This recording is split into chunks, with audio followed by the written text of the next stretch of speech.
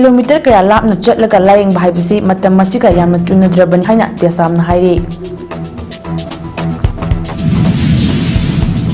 amasung terrorist ani fabadagi punsta thokiba grenade attack casing solve tawri hairi mapungba pau miyamna pizare Manipur Police ki chama kuntra humdoirak suba Rising Day ki thorom ngasi Imphal ki First MR Parade Ground pangthokre lamdam masida illegal oina leiriba immigrants singna illegal activity amadi drug smuggling hengalakpadagi palibalingas na masibu thingna bhona rubadagi Manipur ki crisis asi kachin koya singda illegal immigrants sing asina thokhalakpani haina Power Minister Thongam Bisojin na phongdokre Service always everywhere haiba motto gi makhada Manipur Police na sinduna ngasi pangthokiba chama kontra humdoirak suba Rising Day gi thoromda athubi mithung ningi warot piaduna mahakna makha taraduna hai Police Department gi history yengnuragasu yamna thauna lingna thabak tawduna lakli Manipur da ningthau palingai matamda di formal oiba police ki system asi leiramde adubu lisingam ga chanipan marfutara mathoida lan mai thiriba matungda Political agent Grossford na matamadudagi hauraga state military police Manipur haina lingkhalambani miyamna police haibasi karino amadi masik system loina khangnaraba ngaktani afaba thabak kaya tawba matamda soi aran kharadi yawba haibasi hangnasani maduda atamnana police ta onchilaga ngangba sakpa police ki pukning ninghannagadaba thabak sing tawhaningde police singna thabak mapung fana tawnaba hotnabada miyamna so punna sagut minase Lunina miyam ya pamba fangnaba mawongda police na zu hanadagi hena thabak tawsi phongdoki amadi police personnel khudingda yaipa pawje sopiki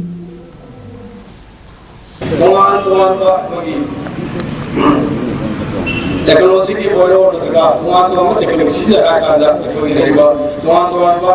state ki authority da assist tawe har kanda ko inisi tuan ko inisi pathiba ko spite of that iriba apagi leriba difficulties of the terrain ki bolo nadraga physical accessibility ki le ko inisi pahana ko sima leba kasi ko khana ko iriba ilomai nakte ko ba ilam da masim ko khana ko leriba prakti biramba Pertama lagi yang fokus terkait dengan Police Department, coba ulang lagi harus masih terpuruli betul sila lagi harus istilahnya terjaga. Thamadu Manipur linga ki speaker TA Saitabrata Minister Singh Y Khemchan L Sushindro Dr Sapam Ranjan H Dingo TS Brachanta Kumar MLA Singh Sapam Nishikanta T Robindro Hill Area Committee Chairman Dipu Gangmai KB DGP Rajib Singh Yauna high ranking official kya sarukya ke amadi chahi asigi oina DGP award lauthokhraba police station battalion amadi police officers sing the award kushinaki tharomgi saruk ama oina police personnel kyana tongan ba entertainment program kya su utke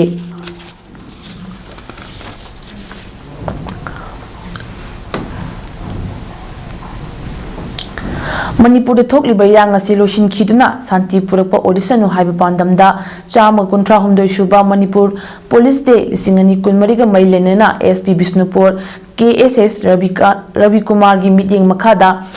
Run for Peace haiba santi gi mapau puba lamjel ama Bisnupur District Police na senduna Bisnupur ngasi pangthokre lamjel oi chama humfurom na saruk yakiba lamjel adu district asi gi SP KSS Ravi Kumar additional SP LOY Premjit Additional SP Ops L Amarjit CRPF ki makok thongba official singna punna saruk yadna lamthaki rally adu Kainau Bazar dagi hauraga SP Bisnupur gi office ki amta lamthungpham oike lamjel adu kwakta sandong rally riba torbung bangla dagi laisram pari maitai pukrambam dagi nauram Tokyo lemapopam dagi oinam David Star na makok mathang take Amaromda Bisnupur Forest Division ge gate gi hauraga ima ibel singi oiba lamjela masu SP Bisnupur phawchen ki makok mathang taraba mioi tarada trophy citation amadi selgi mana piki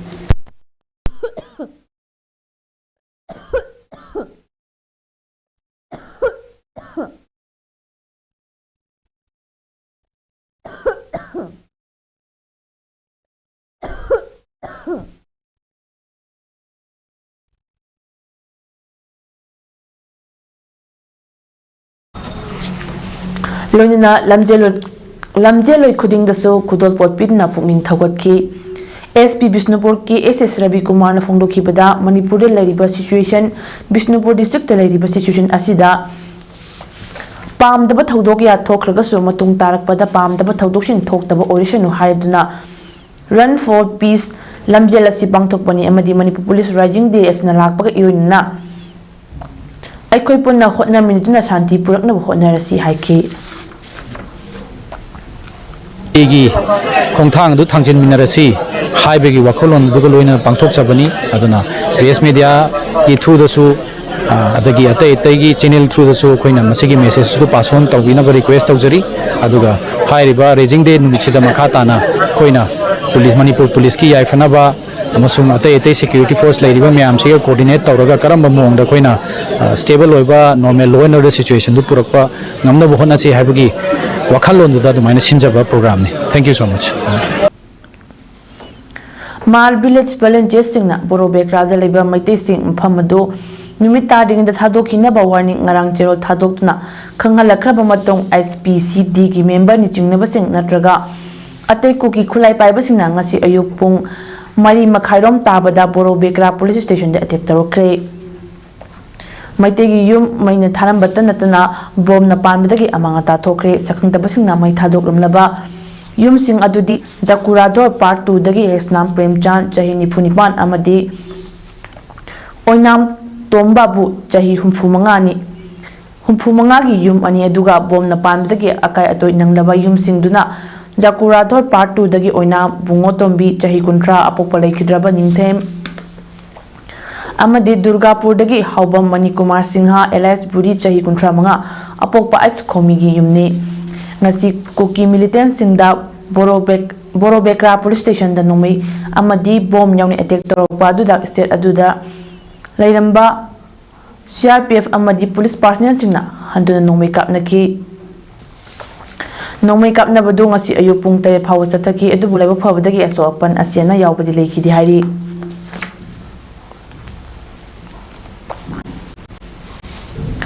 Democratic Students Alliance of Manipur Desam Laphupa Tera Khodak Arong Nomai Kongi Club Singa Caesar Academy of Health Sciences Langol Kusam Nadna Free Health Camp Ama Imphal West District ki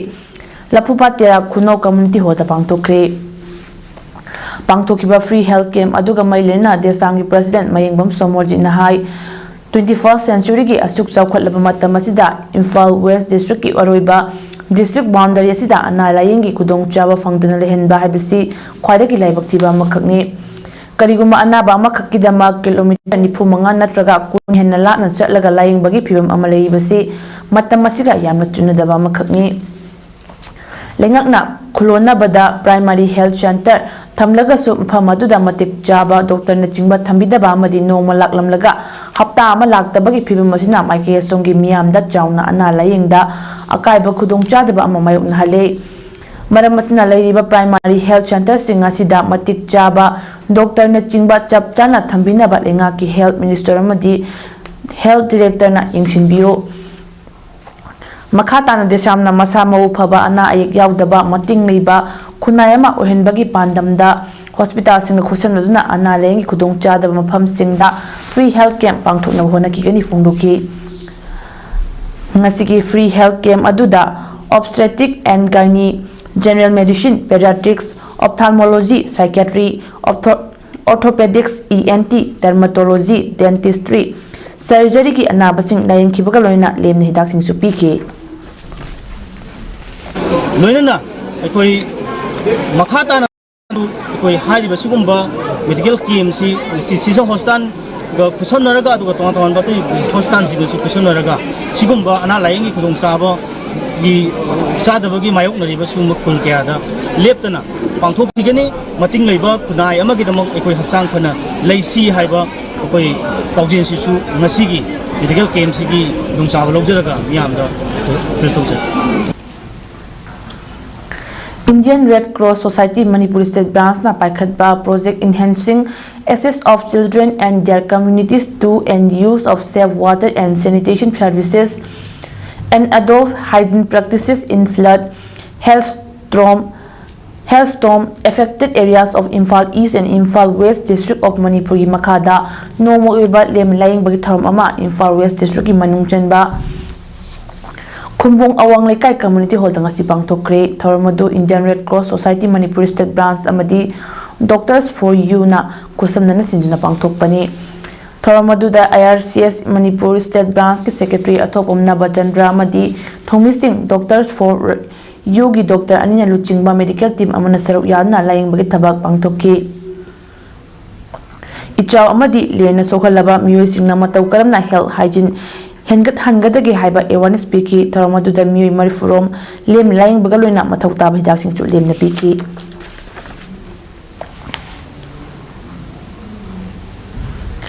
Malim gi miyamna tamthiba laina amani haina kinakhiba covid laina na nadna sikhiba migi masingdagi miyamna kaisu leitina khanariba tobacco gi problem sing sizinaduna sikhiba migi masingna asuki matik heli haibasing pung khuding makna khangjin biduna tobacco gi problem sizinaba si soina tokna hona gadabani haina hiyangnam AC gi MNA Dr. Waira Desyamna phongdokre Wafam masi protecting children from tobacco industry interference haiba team da District Health Society Kaksing na senduna Kaksing District ki Yangdong da pangthokpa World No Tobacco Day gi tharom da haikibani program PAODAM scheme gi makha da hiyangnam yasi gi manung chenba Yangdong amadi mayeng lamjaw da saba loidaba hana primary sub center hairambadagi haujikna Ayushman Arogya Mandir bu mathau tawba hauhanbagi Tharom singaloni na pangthokpa tharom aduda MLA Desyamna makhata aduna aikoi miyoi basi longnagan belaina singdadi yamna chekchilabusu masidagi hena sathi belaina singdadi laithok laga leiri masigi manung channa hidak managi potlam chinabana ohelakpa yaba tongan batam thiraba leina kayagi maramda miyaman intinu tijinde maram machina maram oiraga kul lekai ayambada hidak managa mai leinaba anaba si masing hengalakli Maramasina miyamnasu asigumba hidak mana sizinabagi mangjaba asi khanglaga potlam sing asi sizinaba toklasi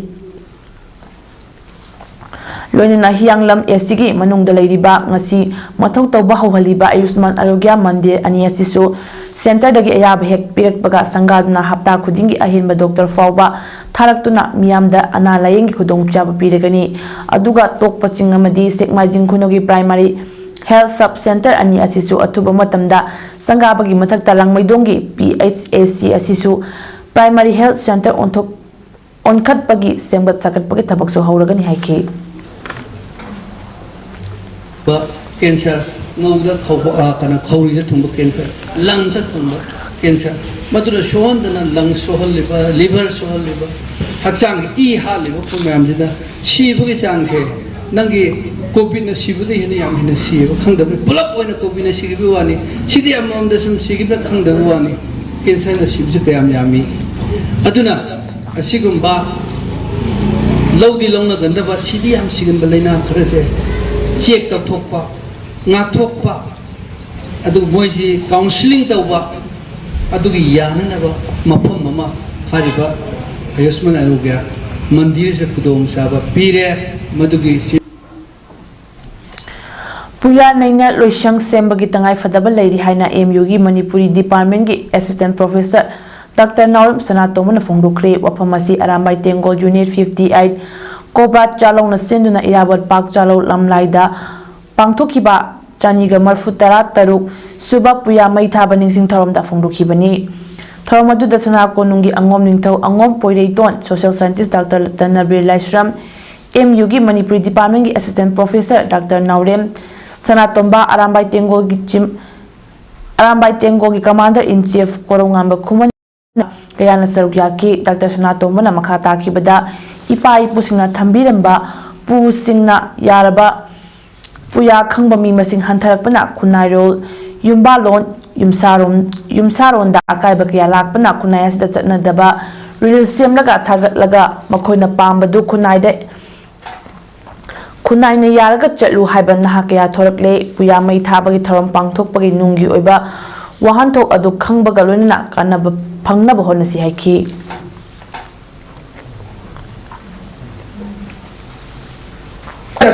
sai sa su phangin ga dabdi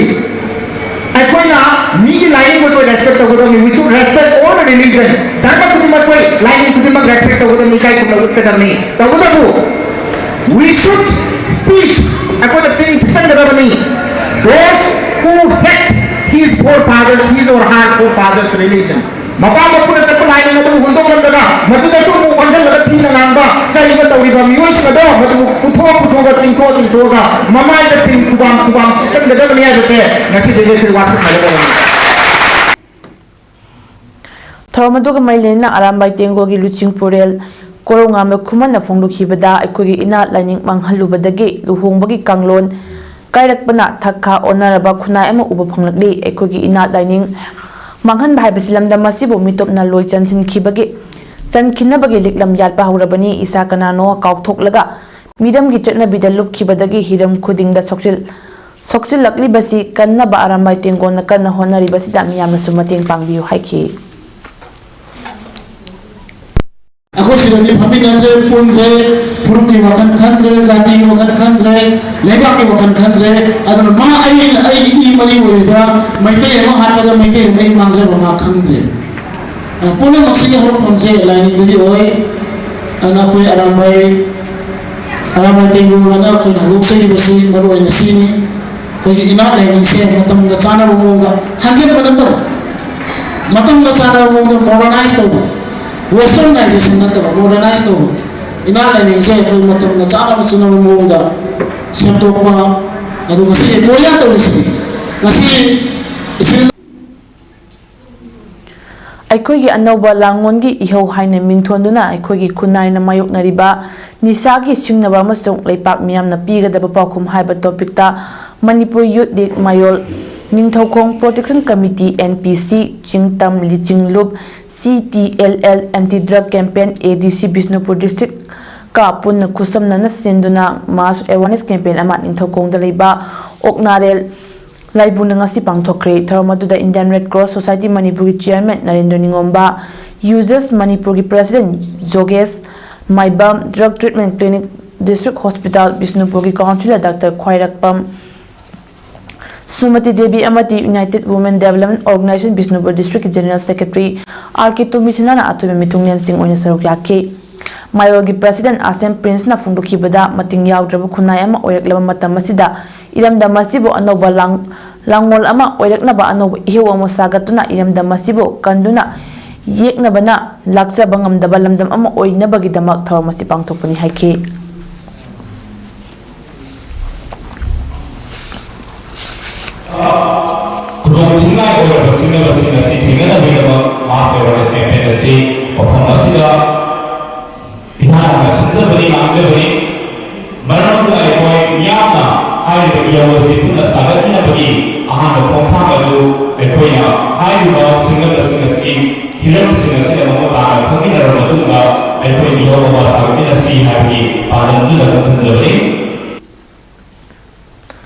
All Assam Manipuri Youth Association Amiana Assam na lariba Maitay Naharo Singi Hawik Chatliba Mayon Asi Chumtok na Bahaybadi Maitay Maza Haybasi Yamna Matik Mayay Leiba Kangbu Ngagtani Adubo Aikogi Power Asi Kunayda Lana Chijanarabadi Samasa Soklakada Balaybana Amiana Chahi Kudingi Naharo Kya Kauduna Aikogi Oiba Maru Oiba Socio-Eco Political Situation Mayam Kananainaba Amadi Cultural Thorum Singh Yauna Naharo Singh Punduna Amyagi Chahi Kudingi Pangtuk na Lakniba Precious Day Singani Kunmagi Thorum Handak Chahi Asigi Oinadi Pangtuk Laroi Adubo Matang da Disod na Pangtukani Haina Ngasi Kasar Lakipur Leiba Amya Office da Pangtukiba Pawing Mifam da Amyagi Chief Advisor KSS Kundal na Fongdorakli Makata na mahak na haikibada Assam da mitop tamtuk na ba Achob Iho ama Lisingamagatamapan Humpandagi Lisingamagatamapan Mga Pawbat Tauki Matung Assam Accord Tauki Masida Amiana Assam Government Soidana Cause B of Assam Court in Barak Valley da Taubina mga sifaw batak nga doon na laki haiki aduga Amiana matam kuy na tando na lakpa Manipuri Autonomous Council PB na bahay na sufong luki Amiana numit marinigi oiba thangta seminar amadi sports festival matang jaygi February tara mga tara taruk tara tarit amadi tara nipan February lising ani kun mga da pangthukani masida thangta expert chingna saruyabiu haiki Pau Info Maduda Saruk Yakiba Amia Borobokola Division Assistant Secretary Sarangthem Hemanta Singh Haikibada Amiana Matam Kuina Tanduna Lakpa Manipuri Autonomous Council demand Pibidrabadi Assam da Lairiba Manipuri Masasing Manipuri State Tinjarage Hairakpa Yana Lei Haina Mahangna Fongduki Nasigi Pau Info Maduda Amiagi Working President Yumnam Bikramjit Singha Borokola Division Organization Secretary Thongnauzam Navin Singh amadi member Singh Saruk Yaki Ngasi October ki tang 18 thang Junumit ki ayu pung 3 taba matamda Paurabi Pensioners Welfare Association ki active member oiramba Nongthombam Gulapi Maitena Laikhidabada Mahaki Thawaina Taibang Mapugi Lekode Ingna Chikna Layunaba Awa Pungdopagi Thoram Ama Koncham Achobasing Paurabi ki yumda pangthokre Thoram adu kaithelakpam samungong mitai President Paurabi Pensioners Welfare Association na preside tauki Laikhidraba Gulapi Medical Directorate matam sang laiduna miyanggi seba tawrami mahak Paurabi Rising Star Club Paurabi Development Committee amadi mahai masing tambada kulasigi chawkhatnanaba thabak tharom kaya punsigi aruba saruk phawba tawrami ngasigi mifamna laikhidrabagi awaba tahawriba imungi mafamda awana saruk yabaga loina laikhidrabagi imungde association gi maikidagi apunba senfam lupa 35 mateng Pangki Haina Association Secretary Waheng Bam Sanahan Basing na Fongdorakli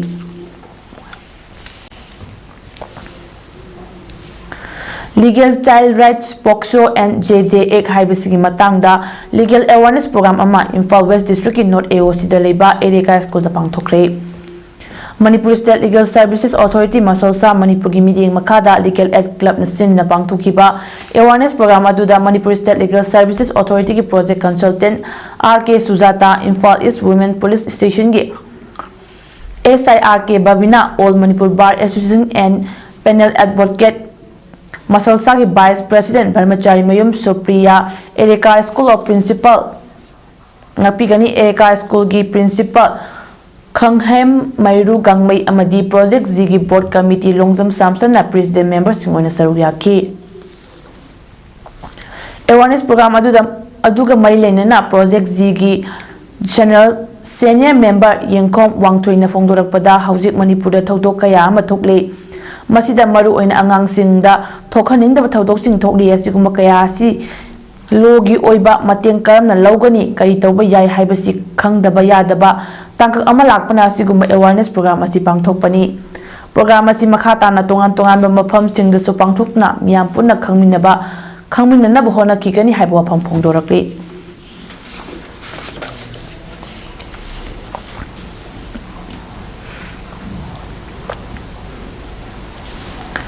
National Highway 137A gi saruk ama oiriba wabagai lamkhai dagi kakching chatpagi lambi asigi manung chana leiba wabagai lamkhai gi area da nong kitang tabaga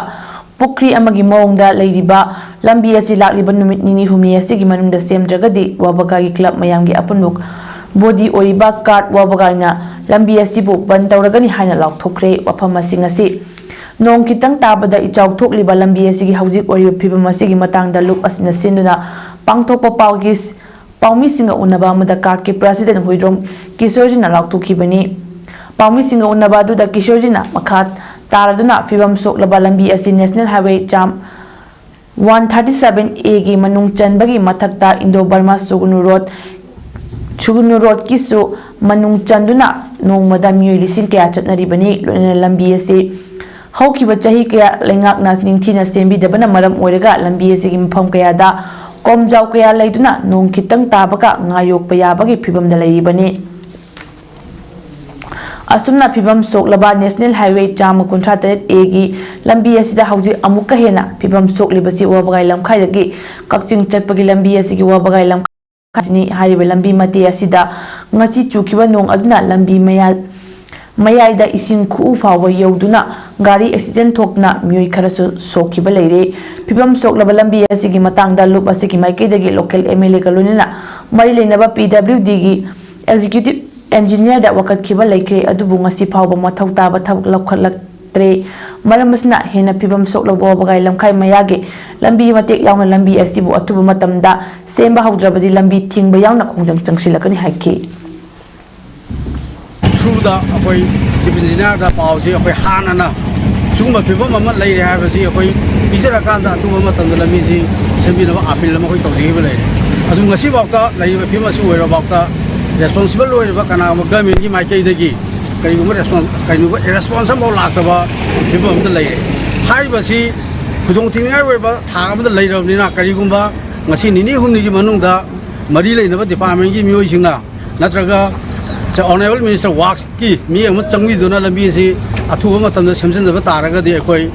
ꯒꯥꯔꯗ of ꯒꯥꯏꯅ ꯑꯩꯈꯣꯏ ꯃꯤꯌꯥꯝꯒ ꯈꯨꯠꯁꯝꯅꯔꯀꯥꯟꯗ ꯑꯩꯈꯣꯏ ꯂꯝꯕꯤ ꯑꯁꯤꯗ ꯈꯨꯗꯣꯡꯊꯤꯕ ꯊꯣꯛꯇꯅ ꯑꯩꯈꯣꯏ ꯇꯉꯥꯏ ꯐꯗꯅ ꯑꯩꯈꯣꯏ ꯂꯝꯕꯤ ꯊꯤꯡꯖꯤꯟꯕꯒꯤ ꯈꯣꯡꯖꯪ ꯑꯗꯨ ꯆꯪꯒꯅꯤ ꯋꯥꯐꯝꯁꯦ ꯑꯩꯈꯣꯏ ꯄ꯭ꯔꯦꯁ ꯃꯤꯗꯤꯌꯥꯒꯤ ꯃꯐꯝꯗ ꯊꯝꯖꯔꯤ ꯂꯥꯏꯁ꯭ꯔꯝ ꯖꯣꯟꯁꯟꯕꯨ ꯇꯝꯊꯤꯅ ꯐꯨꯗꯨꯅ ꯍꯥꯠꯈꯤꯕ ꯑꯃꯗꯤ इलाम रोशनबुना तमथिना फुरखिबगी अचुंबा वायल पुथोउ हाइना JAC against the brutal killing of L Johnson Singh and torture of E Roshan Singh na sinna laifam kunau da wakat mifam chatakre wakat mifam aduga mailena JAC gi member W Tombi Singh na hai tha sigi taramari da sakhangdaba singh na Laisram Johnson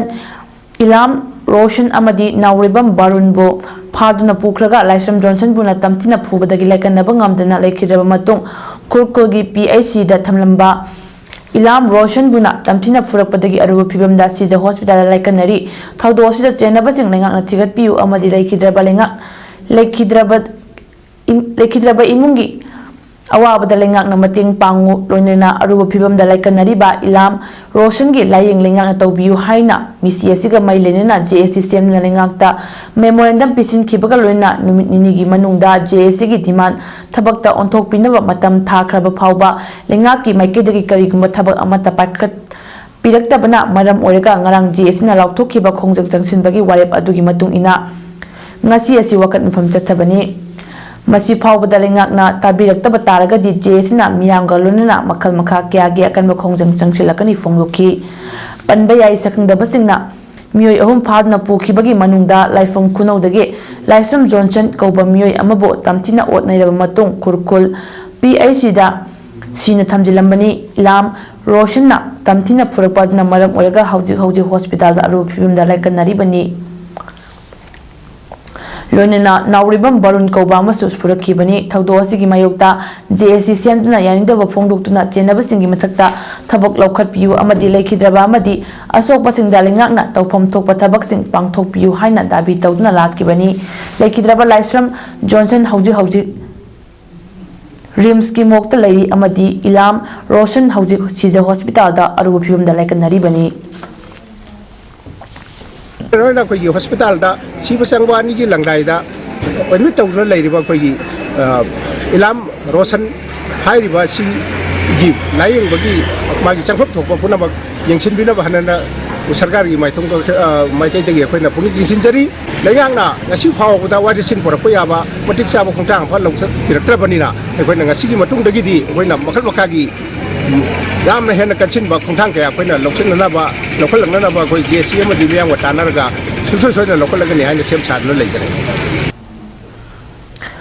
खोंथांग news की अहानबा मपो कुमोन थौरम ngasi Manipur Press Club ta pangthokre थौरमोंदुदा खोगेंद्र खोमद्राम President Editors Guild Manipur Wangkhemsa Samjai Chief Editor Kanglaipa ki Meira Haurukcham Anil Secretary Chamber of Commerce and Industry na athui mitunglen thormapu amadi akanna mitunglen sing oina saruk yakhibaga loina lamdam asigi pauche amadi electronic media sing editor sing su saruk yakhe thoromga mailena Editors Guild Manipur ki President Khogendra Khomdram na hai e pau gi lamda thabak tawriba singda awaba khudong chadaba duki matik mayukne adubu miyamda marik chumba achumba pau yohonna bada ninghanadana honaduna lakle हौजिक चाखलबा Matangi मतुंग इना मियामदा ई पाउ योहनबदा मिकुप फाद्रे अदुबो social media की खुतांगदा ई पाउ संदोलिबसिंगना सेक्शनना अमदि कुपना यंगसिंदुना मियामदा अचुंबा पाउ अदु योहनबा होना हनिंगी फोंदोखी सामना थुरपा पैतो मयाम अमा थोबि हुजिक जोद मारमरता थोक्तबन जेथोइ निंगल लगा लेतना अवाना मयाम जे मायोंगरगा मोहना बिरो अवाना थेंगबा हे होय पाउमी सदनदे थेंगदौ लेने निगि सिबना वा तंगना पोते अदु जना दु थेंगबा ताबने अदु नोचाइजबो लोइना सोशल मीडिया खंगे अमा खंगे तौरिबा मीडिया की संबंध ꯂꯩꯔꯤꯕ ꯃꯌꯥꯝꯁꯤꯅ ꯊꯋꯥꯏ ꯍꯛꯆꯥꯡ ꯌꯥꯎꯅ ꯐꯖꯅ ꯊꯕꯛ ꯇꯧꯕꯤꯔꯣ Bishnupur Khai Youth Athletic Club YAC Bishnupur Ward number 7 gi Nifumathoi Suba Foundation Day gi Thorom Pangthopaga Mai Lenena Nomagi Oba Voluntary Blood Donation Camp ama club asigi sangne ngasi pangthokre Thoramadu YAC Bishnupur Ward number 7 amadi Jennings Blood Center na kusamna sinna pangthokpani Thoramadu da nupi mari yauna Voluntary Blood Donor singna lemna EBK club asigi Foundation Day gi mapung oiba Thoram Bishnupur Ward number 7 Community Hall da pangthoki Tharomda club asigi hanagi president sing Wahing Bam Chauba Yaikhom Santa Oinam Tombi hanagi secretary Sorokhaibam Nilakamal Kalalong Khulgi chairman Langang Pau Thaimei Namgaijin Khulgi chairman Asun Thaimei social worker Kaisam Kumar amadi ward councillor Laima Mutumna athobe mitunglen sing oina saru yadna club asigi lingkhat lamba Laioi Kraba Miri Singi from the Haikale Katam Ki Amadi Hingliba Sing da Kudol Pot Sing Pin Kai Komnake Tharomgi Saruk Ama Oina Club Asna Koma from the Gi Laik Faba Mahari Sing da Meritorious Award Sing Supit na Pungin Tawatki Club Asigi President Abu Zam Suras Kumana Funduki Bada Manipura Tokliba Irang Asida Asopan Yarok Pada Punchi Kanaba Matau Taba Igi Award Mentionaba Amadi Club Asigi Laioi Kraba members Sing Buning Singna blood donation camp asisin bani aduga lamda masida athuba matamda santi hanjilapa orisanu haiki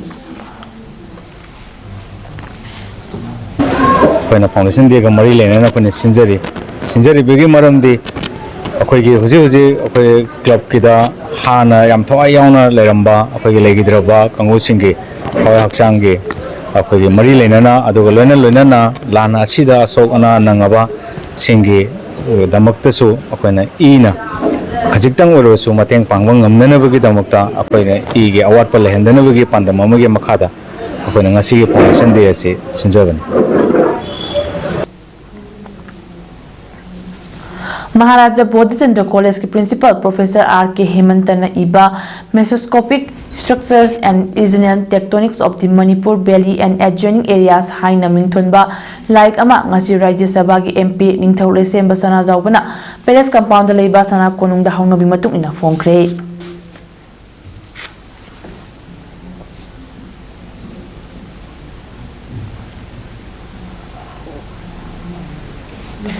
Ani Subai State level thangta changdam nabagi thorom ama I pau tengbam loop Manipura madi kangni Indigenous Martial Arts and Cultural Society ki makna sen na khurai lamlong dalaiba sangit kala sangam da pangthokre thangta changdam nabagi thorom aduda sana konung utra sanglengi angom ningthau angom poirei tona chief guest I pau tengbam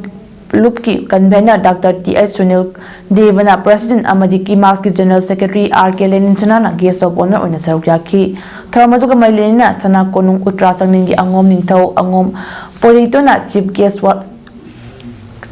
ki World Period Hai Thangta Haibasi Equiga Thadok Naba Yadraba Mahai Amani Chahi Lising Kaya Maite Furupna Malemgi Miyamgi Mamang da Sauthokna Hingbangam Libasi Thangtagi Mapanani Thangtagi Sadongpham Oiramba Maite Sagolbo Mirai Bibasi Nungaite Makoibusu Ningtina Yokatsi Mahairoi Singna Thangta Sanari Basi Lighting Natraga So Wakalda Sanaduna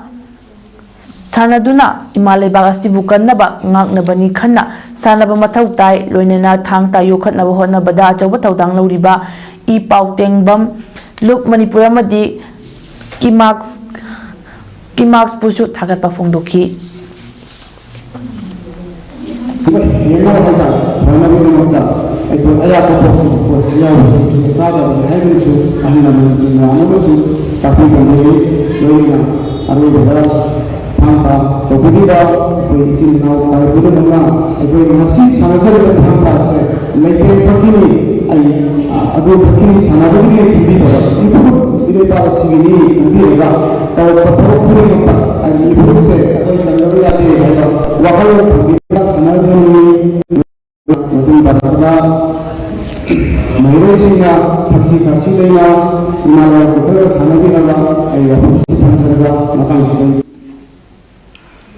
Jammu and Kashmir Police na ngasi haikibada Jammu and Kashmir Girls Navy Force JKGF ki terrorist ani phakibadagi punsta thokiba grenade casing solve tawre. Additional Director General of Police ADGP Jammu John Ananjena Fundokibada Hari Viretski Abdul Haziz Amasung Manwar Hussein Pakibasi Security Agency ki Achoba Mai Pakpani Amani 37 Rashtriya Rifle Amasung 38 Battalion of CRPF ki Apunba Team Galonena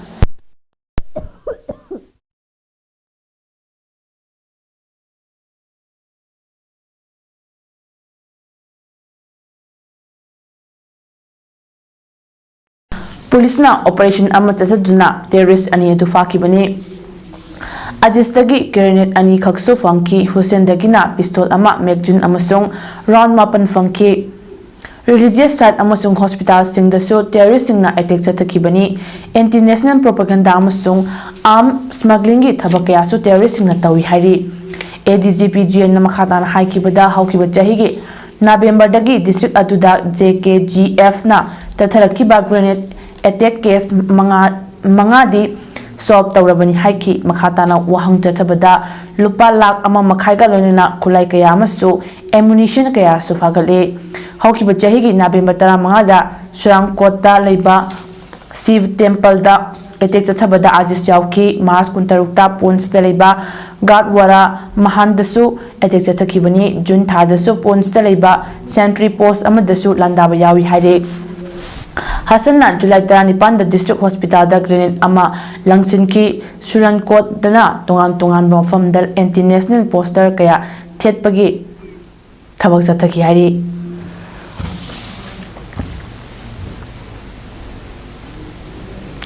Arabidamaloiba pau amuk hanna Manipur police ki chama kontra humdoirak suba rising day ki thawang first MRA background da pangthokre kilometer kaya lakna chatlaga laying bahay basi matamasiga yamna tunudabin hayna desam hari terrorist ani fabadagi pons da thokiba grenade attack casing solve tawri hari